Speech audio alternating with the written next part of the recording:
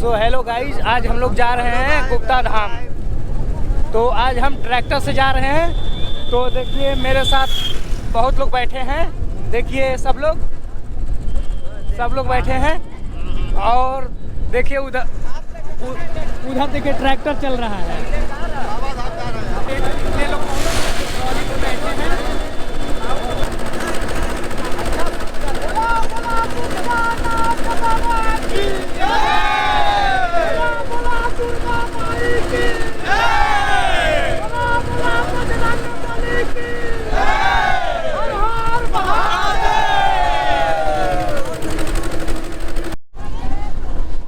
देखिए गाइस, ये सब जंगल है सारा और हम लोग जा रहे हैं।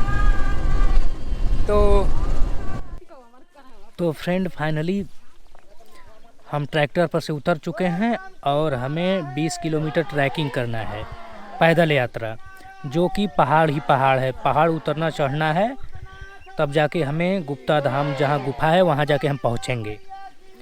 तो चलिए चलते हैं। हम पैदल ट्रैकिंग कर रहे हैं, यात्रा कर रहे हैं, जो कि हम लोग भोर में ही 4 बजे निकल गए थे, क्योंकि 20 किलोमीटर दूर जाना है। तो वहाँ जाके हमें पूजा पाठ करना होता है।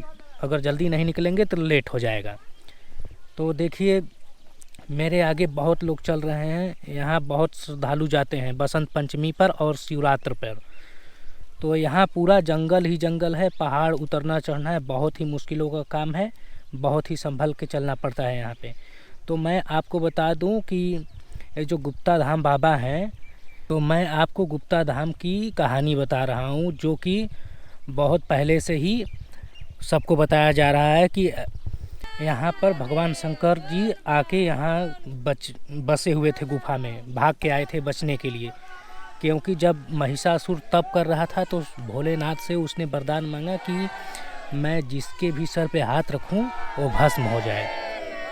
इसलिए उन्होंने उसकी तपस्या को देख के उसे वरदान दे दिया। तो महिषासुर ने सोचा कि क्यों ना मैं भोलेनाथ को ही भस्म करके सबसे बड़ा बन जाऊं।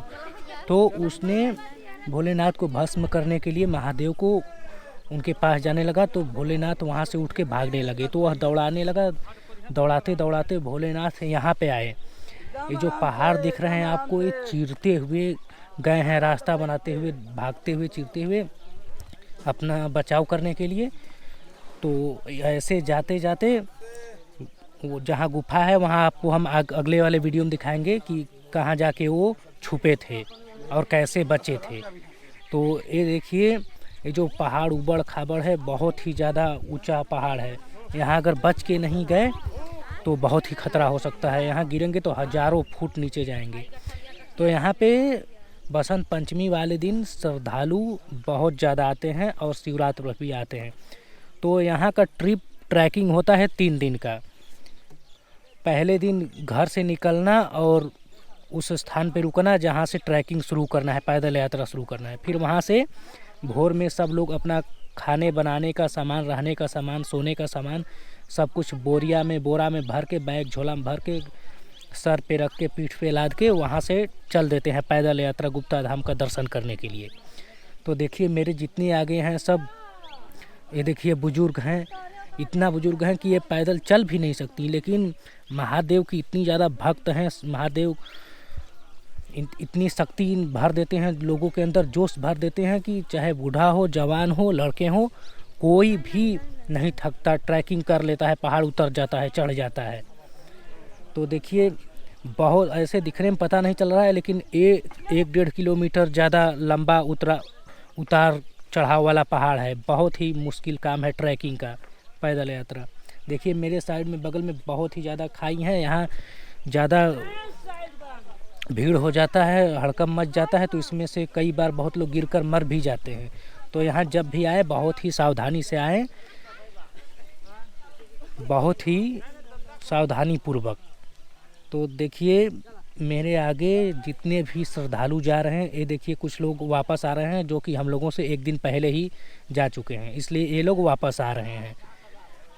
तो ये जो आप बोरिया में देख रहे हैं, बोरा में, गट्ठर में, बैग में, इसमें है कंबल है, बर्तन है, खाने का सामान है, चावल आटा है, यही सब भर के ले जाते हैं। ये देखिए दादी जी इतनी बुजुर्ग हो गई हैं, जो कि आम जगह चलने में भी मुश्किल हो जाएगा, लेकिन यहाँ पे चल रही हैं। हमें बहुत ही सावधानी से नीचे उतरना होगा। दादी जी थोड़ा संभल कर बच कर उतरिए, ध्यान से हाथ पकड़ कर। देख रहे हैं इतनी बुजुर्ग हैं फिर भी सर पे गट्ठर लदी हैं। भोलेनाथ की कृपा है, महादेव का आशीर्वाद है, जो कि बुजुर्गों में भी शरीर के अंग अंग में उमंग भर देते हैं। भोलेनाथ, यही तो श्रद्धा है भोलेनाथ का, इसलिए इतना ज़्यादा श्रद्धालु आते हैं दर्शन करने के लिए। तो हम लोग जा रहे हैं, अभी कई पहाड़ और उतरना है। तो मेरे पीछे देख सकते हैं कि बहुत लोग आ रहे हैं। कि मैंने भी बैग ले रखा है, कैंपिंग टेंट वाला और स्लीपिंग बैग वाला, बहुत बड़ा है, इसलिए बहुत ही संभाल के मुझे भी चलना पड़ रहा है, क्योंकि संभल के नहीं चलेंगे तो गिर जाएंगे तो बहुत ही ज़्यादा खतरनाक हो सकता है, साबित हो सकता है। देख रहे हैं पीछे कितना खतरनाक है। अभी देखिए कब से हम लोग उतर रहे हैं, अभी तक नहीं उतरे। बहुत ही ज़्यादा खड़ा पहाड़ है, यहाँ पे जंगल ही जंगल है, जंगल के अलावा कुछ भी नहीं। देखिए हम पहाड़ उतर चुके हैं। यहाँ पे साइड में गांजा बेच रहे हैं, दारू बेच रहे हैं, सरेआम यहाँ पे देखिए लाइन से गांजा दारू बेच रहे हैं। यहाँ पे सरेआम गांजा दारू बिकता है। कहते हैं सब कि गांजा भोलेनाथ का प्रसाद है, महादेव का आशीर्वाद है। तो हम नीचे उतर चुके हैं, अब हम जा रहे हैं दुर्गावती नदी की तरफ। देखिए ये लोग अंकल जी, चाचा जी सुबह पैदल यात्रा करने के बाद दातून कर रहे हैं। दातून करने के बाद ये लोग दर्शन करेंगे, नहाएंगे धोएंगे, दर्शन करने के बाद खाएंगे। तो हम लोग पहुंच चुके हैं दुर्गावती नदी। यहाँ आने के बाद हम लोग 10 मिनट रेस्ट किए, क्योंकि ये देखिए मेरे सामने है दुर्गावती नदी। देखिए यहाँ पे भी सरेआम गांजा दारू बिक रहा है। तो हम आ गए दुर्गावती नदी। यहाँ आने के बाद थोड़ा रिलैक्स फील हुआ है, तो मैंने सोचा कि क्यों ना एक फ़ोटो शूट कर लूँ। देखिए मेरा ये नीचे कैंपिंग टेंट है, मेरे बैग में स्लीपिंग बैग और ज़रूरी सामान है जो जो मेरे ज़रूरत का है। तो मैंने सोचा क्यों ना। सो हेलो फ्रेंड, देखिए हम आए हैं हम लोग जंगल में। यहाँ पे बहुत ही अच्छा लग रहा है। देखिए इधर पहाड़ है, इस साइड देखिए नदी है।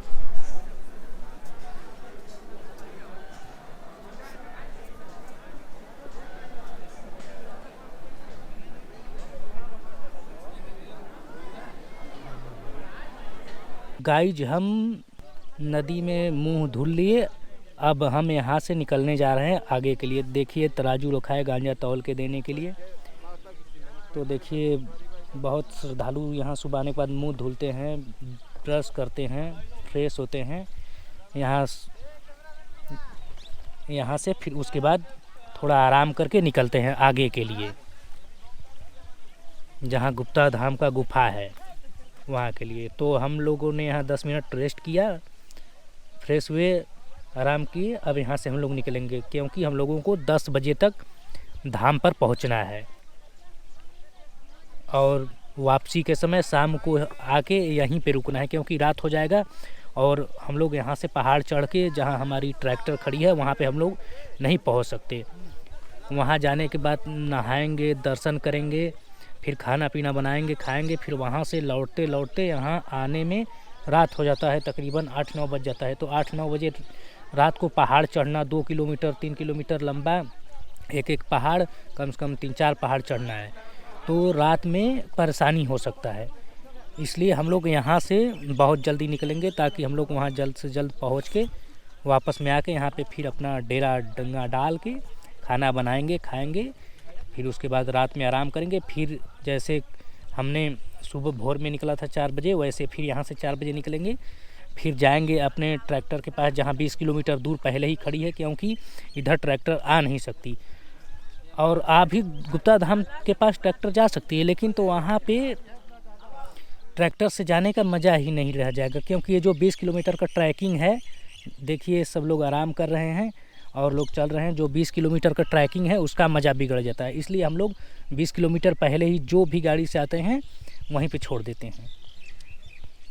तो देखिए मेरे पीछे इतने लोग आ रहे हैं और उसके बाद अब हम लोग चल रहे हैं आगे। तो हम वहाँ पहुँच के आपको दिखाते हैं अगले वीडियो में। तो देखिए बहुत बड़ा पहाड़ है, ऐसे ऐसे पहाड़ ही हम लोग उतर के आए हैं और चढ़ के जाएंगे। तो बस मिलते हैं अगले वीडियो में।